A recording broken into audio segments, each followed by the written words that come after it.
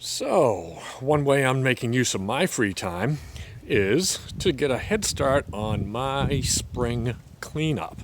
And one of the key things in doing that is to get all the leaves raked up, get rid of all the broken twigs that have fallen from the trees, trim back any shrubs, and more importantly is to, what we say, dress the flower beds.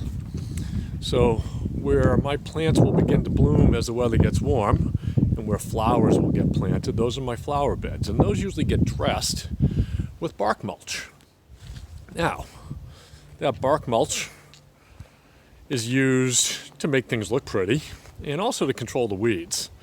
So you can see here, this is some of what's left over of what I had to kind of rake away from the flower beds before I could actually get the mulch down. Okay, and we know that tree because that was from last week's POW. That's one of the suppliers of a lot of the debris you see here.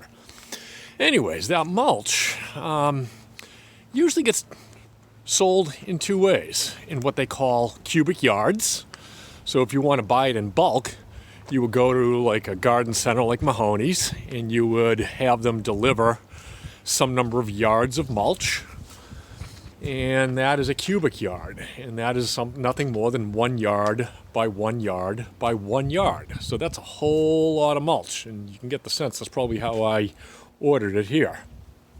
For people with smaller projects, they're going to probably just go to a place like Home Depot or Lowe's or even locally like Fell's Hardware, and they're going to buy it by the bag. Now those bags are not measured in cubic yards, they're measured in cubic feet. And a bag holds 2 cubic feet.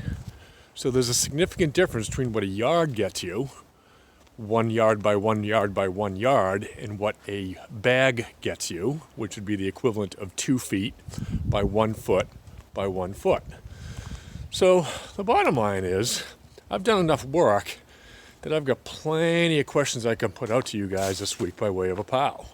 So be on the lookout for questions, probably a Google slide and probably a Google form, and it'll be enough to keep us busy over the next couple of days.